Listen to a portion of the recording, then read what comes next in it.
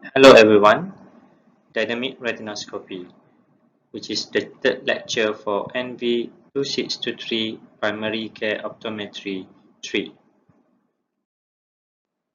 Before I start the lecture of the Dynamic Retinoscopy, you need to understand about the accommodation. In accommodation, you need to know about the accommodative stimulus, accommodative demand, and also accommodative response. First of all, we talk about the accommodative stimulus, which is defined by the near target stimulus. And because of depth of focus and depth of field, the accommodative response is generally less than the accommodative stimulus. And normally, near point located around 10 to 17 centimeter and can be until 40 centimeter. But beyond the near target of 40 centimeter, there is no more accommodative stimulus. Now let's check about the accommodative demand, which is accommodative demand is provided by the target distance as well as the refractive error. And we have either under minus or over minus. First of all, we talk about the over minus, or we also can call it as under plus, which is patient has extra accommodative demand required to see target clearly. But for the under minus, patient does not have to accommodate as much to see the target clearly. Now, the last one is accommodative response. Accommodative response is a measure of the actual accommodation that is present, which is if your accommodative system likes to hang out. There is three types of the accommodative response. First, right on the target, which is accommodative response equals to the stimulus. The second one, in front of the target, which is accommodative response more than accommodative stimulus. And we also can call it as the accommodative lead. And the third one, which is behind the target, which is accommodative response less than the accommodative stimulus, or we also can call it as a accommodative lag. Dynamic retinoscopy is always referred to the lag and also the lead of accommodation. What is the difference between lag and also lead of accommodation? Lag of accommodation is the dioptric value in which the accommodative stimulus exceeds the accommodative response. Or in other words, like I said, accommodative response is less than accommodative stimulus. The neural point is situated further from the eyes than is the retinoscopic target. Lead of accommodation is the amount by which the accommodative response of the eye is greater than the dioptric stimulus to accommodation. Or in other words, accommodative response is more than accommodative stimulus. And it also can occur as a result of a spasm of accommodation. Dynamic retinoscopy, the method by which you determine the patient's near point, which is location in space that a patient's eyes are focused when fixating a near target. This condition also refers as an accommodative response. It also can be defined the patient accommodative posture, which is most of the patient is under accommodate for the near target. However, there is a patient which will have over accommodate with the near target. Dynamic retinoscopy is a primary use to confirm suspected cases of vision and or accommodative dysfunction. It also can be used to determine whether a patient is wearing over or under-corrected spectacle, any eye examination in which a patient has near complaint, or if you are suspect accommodative problems such as latent hyperopia or other accommodative spasm. Normally, in these cases, patient will have a symptom of near blur, astinopia, diplopia, and also headache. Dynamic retinoscopy also can be used for all pediatric assessment and some sort of PV assessment. Dynamic retinoscopy also reveals the stability of the degree of fluctuation of the accommodative system. It can be stable if the accommodation is probably not fluctuating so much, or if the results seem to fluctuate, you may be dealing with accommodative spasm. So you need to know to interpret the result of the dynamic retinoscopy. And accommodation must be engaged or functioning in order to determine near point when you are doing the dynamic retinoscopy procedures. It is different from the static retinoscopy where the accommodation must be relaxed in order to determine the far point. What is the difference between dynamic retinoscopy and static retinoscopy? In static retinoscopy, the refractive state is determined while subject fixates an object at a distance of 6 meters. This is to make sure that accommodation is relaxed. However, in dynamic retinoscopy, refractive state is determined while subject fixates at near object or target, and normally at or near the plane of the retinoscope.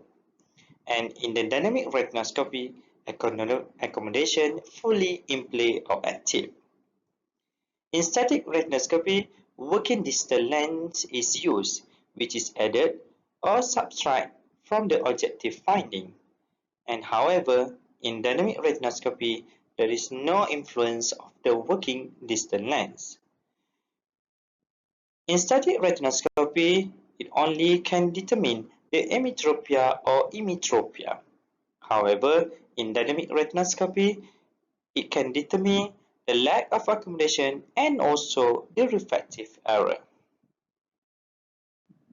What do you get from the dynamic retinoscopy? From the dynamic retinoscopy, we can identify the lack of accommodation.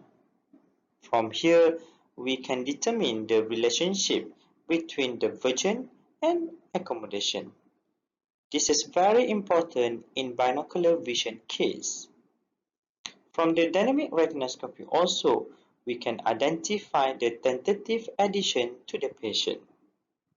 And we also can determine the final refractive error using the static retinoscopy. Dynamic retinoscopy techniques. There is a lot of techniques in dynamic retinoscopy. In this lecture, I've only discussed 8 from all the techniques, which is I will cover the cross method, Tate's methods, Knox method, low neutral and high neutral methods, Bell retinoscopy, MEM retinoscopy, Mohindra retinoscopy, and also the last one, which is radical retinoscopy.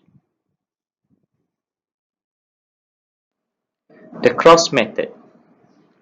The pioneer in the field of dynamic retinoscopy, which is he also called it as dynamic skimetry.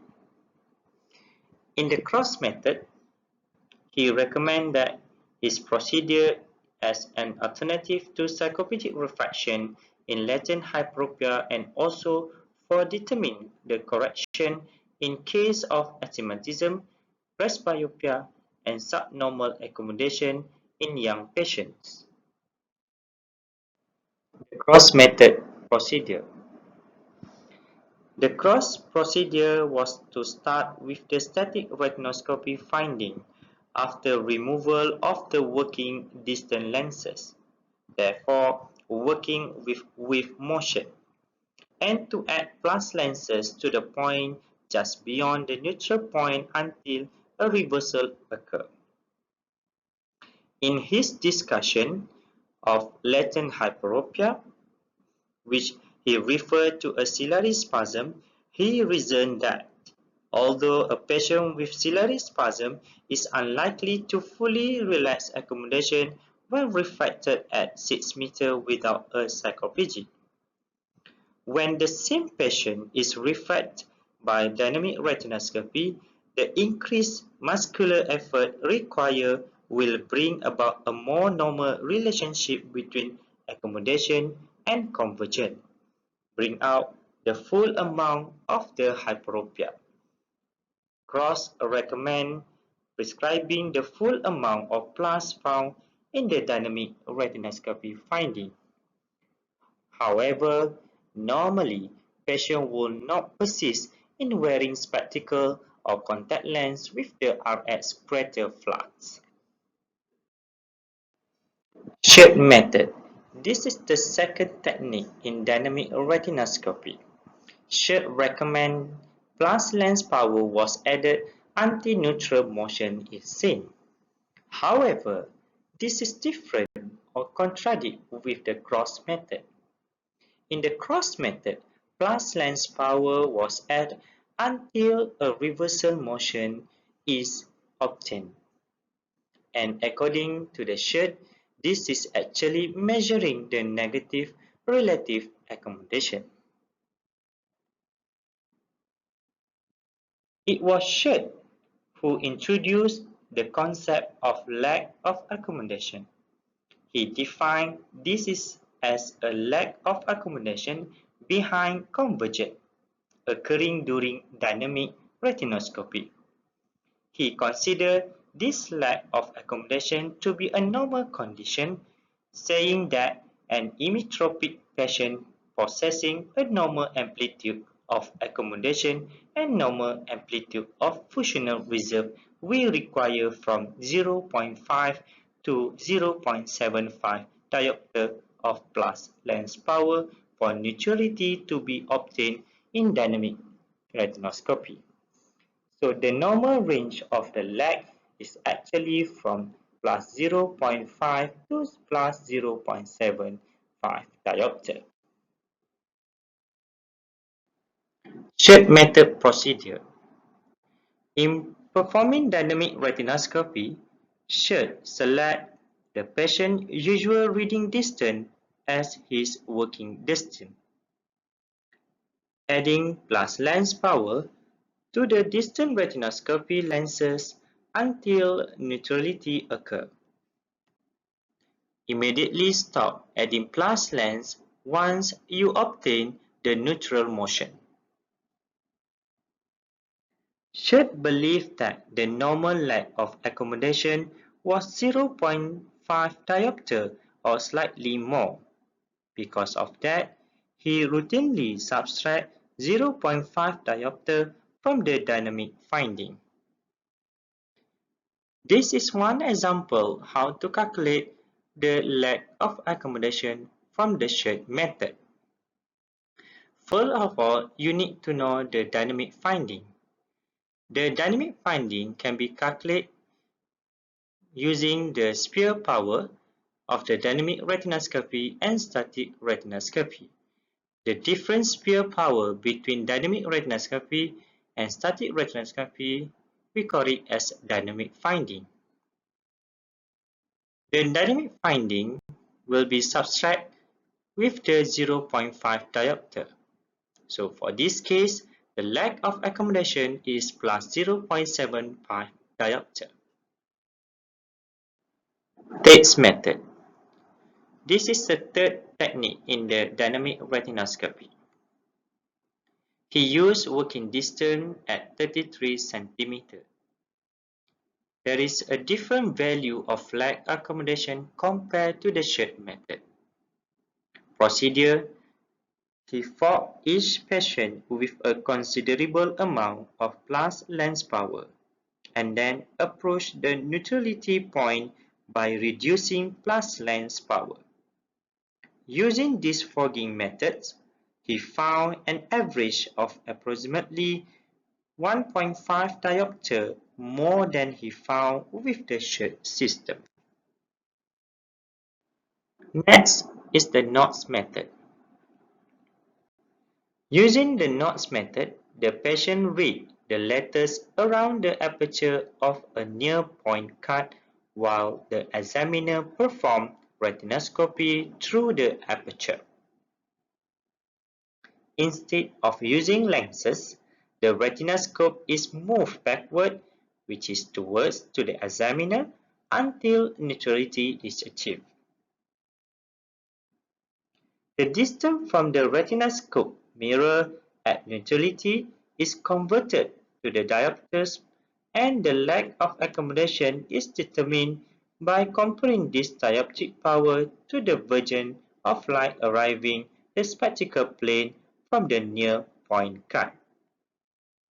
For example, if the distance from the near point cut to the spectacle plane is 40 cm, which is equivalent to 2.0 diopter, and the distance from the retinoscope to the spectacle plane is 50 cm, which is equivalent to 2.5 diopter, so the lag of accumulation, which is 0.5 diopter. Low neutral and high neutral methods. It is similar to combination of cross method and SHEARD'S method, whereas adding plus lens is referring to low neutral methods and reducing plus lens is referring to high neutral method. For more information, please read Gross-Venor textbook. Bell retinoscopy was named for a small shiny bell dangling from a string that was used as a fixation target. However, in practice, the bell has generally been replaced with a wolf wand, a shiny gold or silver half-inch diameter metal ball mounted on the end of a rod. The distance between patient and examiner is 50 centimeters. And in this technique, the target is moved but the examiner is constant. There is no lens is used in this technique. The measuring of the lag of accumulation as a linear, which is moving target. Bell retinoscopy procedure. As I mentioned, in the bell retinoscopy procedure, you will use small bell or C-ball in front of the examiner forehead. And retinoscopy is done at 50 cm binocularly with the distance correction. You will see with motion. Ask the patient to focus at the bell or C-ball. Move slowly the bell or C-ball towards spectacle plane until neutral reflex is obtained. Then, again, move slowly towards the spectacle plane until against motion is obtained, marked as a first distance. Then change the distance away from the spectacle plane until with motion is obtained and marks the distance with the with motion. Record both of the distance. Convert the distance into dioptric. Then finally calculate the lag of accommodation, which is the difference between dioptric first power and release power. Monocular estimate method or MEM retinoscopy. This technique can determine the lag or lead of accommodation. The normal range of MEM retinoscopy is plus 0.25 diopter to 0.75 diopter. The fixation target is white cut with 1/2 inch hole, and the fixation can be letter, words, or picture. When you are doing the MEM retinoscopy, you need to ask your patient to wear his or her distance correction. This is some of example of the fixation target, which is, as I mentioned, it can be letters, words, or picture. MEM retinoscopy procedures. First of all, patient need to wear his or her own distance correction. Then, ask the patient to see the MEM card which is attached with the retinoscope. The working distance for the retinoscopy is 40 cm from the patient. Ask the patient to read the letter or words on the MEM card loudly. Quickly, retinoscopy is done on both eyes simultaneously, which with motion is present. Add plus lens until you obtain the neutral motion. The retinoscopy is also done on both meridian for one eye. And record the sphere power that you need to neutral the patient eye. So in MEM retinoscopy technique, you neutralize the reflex of the eye while the patient accommodates to fixate a target at near, which is usually at 40 cm. You will add plus lenses when you see with motion, and you will add minus lenses if you see against motion. Mohindra retinoscopy, also known as near monocular retinoscopy. We can estimate the refractive error using this technique. I'm always use this technique to estimate the refractive error among infants and children. The retinoscopy technique in the Mohindra is done in dark room and at 50 cm. As I mentioned, this technique is done at 50 cm in dark room. You need to occlude the untested eye. First of all, ask the patient to focus on the light from the retinoscopy. For baby and children, use bell sound to attract the attention. Retinoscopy is done on both meridian using sphere lens or lens wrap. You need to repeat the same procedure on the other eye. Transpose the sphere power on both meridian to the sphere seal. And you need to add minus 1.25 diopter on to the spherical component. Finally, record the finding. Radical retinoscopy, which is the last technique in dynamic retinoscopy. You can use this technique when you have patients with small pupil, cataract, and also opacity of the ocular media. When you see a dull and faint red reflex at 50 and 67 cm with the normal retinoscopy technique, you also can proceed to the radical retinoscopy. You need to move closer around 10 to 20 cm until the red reflex can be obtained. Make sure you need to maintain the same distance because with the closer distance can cause large error in the retinoscopy technique.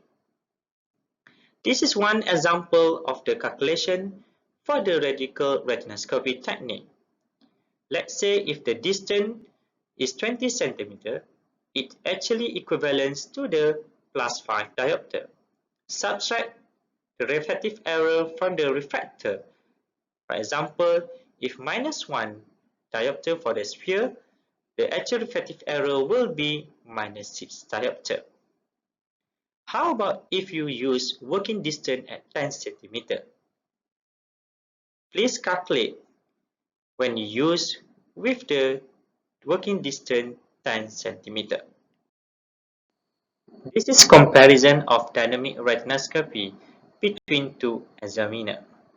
For further information, you can read from the Gross-Werner textbook. As I mentioned, in dynamic retinoscopy, we have a lot of technique, And I have mentioned about 8 techniques in dynamic retinoscopy. However, for your information, in our clinic or in our practice, we are practicing 3 techniques only, which is Bell, MEN, and Mohindra retinoscopy. Make sure you know well these 3 techniques. So, this is the last slide for this lecture. Please, I want you to go and find out. Do some analysis about the different technique of the dynamic retinoscopy according to this subtopic. Thank you so much. Any inquiry or question you can ask in discussion in iFolio. Thank you again.